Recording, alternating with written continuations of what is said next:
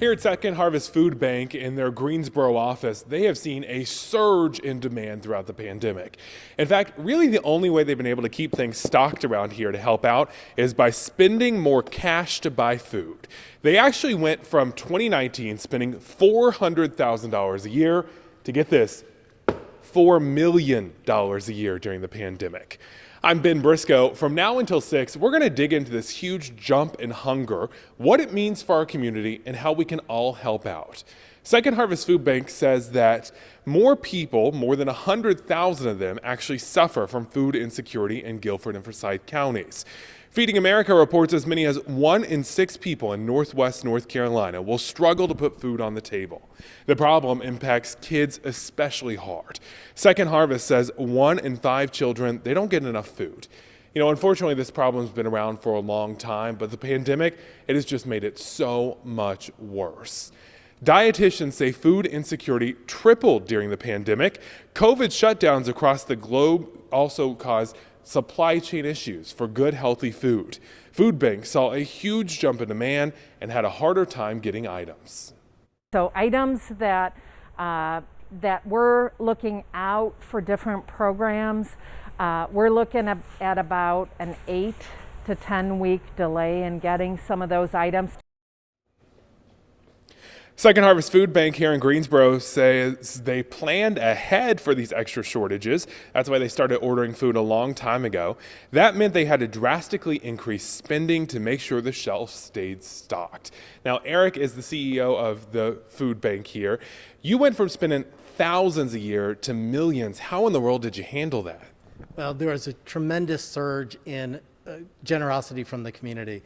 We've been fortunate that people have always stepped up for Second Harvest, but they knew that the demand was so high and the struggle of so many families was so significant that they really stepped up. Companies, foundations, individuals said, we want to help, and we were able to respond because of that assistance. When we talk about high demand, how many more people are you seeing now? Yeah. What's amazing is that at the beginning of the pandemic, we saw actually 52% of the people seeking assistance had never sought assistance before.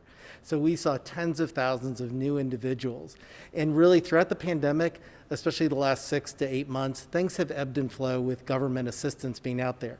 But right now, we're seeing a surge once again in need out there and requests through our partner agencies. How do we get involved? How do we help?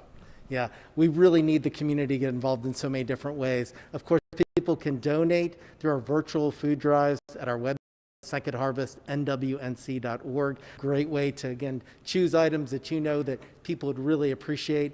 Also, volunteers. We rely heavily on volunteers to help with what we do. So getting involved with your time is especially meaningful. This time of the year, it's a great way to do it, but really throughout the year. And they can sign up on your website? Absolutely. Again, secondharvestnwnc.org, a way to both donate funds as well as invest your time. Why is it so important to consider funds versus donating food? Yeah, that's a great question. Really, what I always tell people is whatever you feel called to do, please do. However, we can leverage our buying power because of our unique systems of trying to locate food to actually maximize the use of somebody's dollars. So where somebody might spend, $1 for a canned good, we might be able to get it for 55 cents. So again, helping to invest dollars, we can leverage your dollars to make it go even further. Well, thank you so much. We appreciate your time. One of the big issues with food insecurity is that it can cause a lot of health problems. The American Heart Association actually hosted a virtual food summit today to talk about some of those issues. The group says about 1 in 10 households experienced food insecurity last year.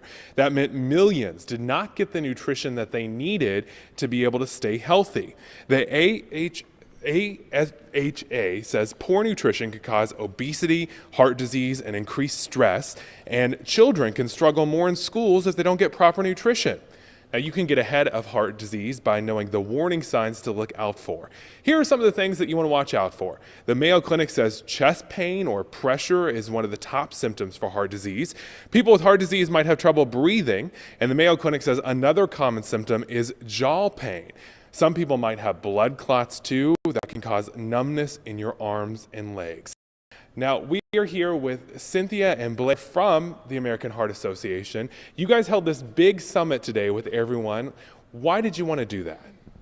Well, you mentioned some statistics earlier, and in addition to those statistics, we also know that there are 47 food deserts in the Triad, and so the need has never been greater.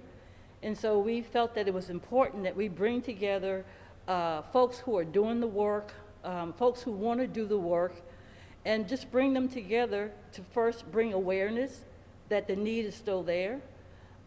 Secondly, provide an opportunity for folks to partner and hear some strategies, hear what other people are doing. And I think most importantly is to give people an opportunity to support the work. There are a lot of people doing good work. There are a lot of people who want to do the work.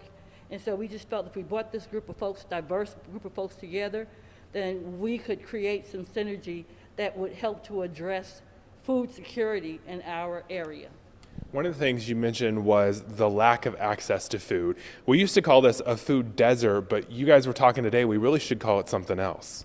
Yes, Ben. The term desert indicates that's a natural phenomenon. Food insecurity is not natural.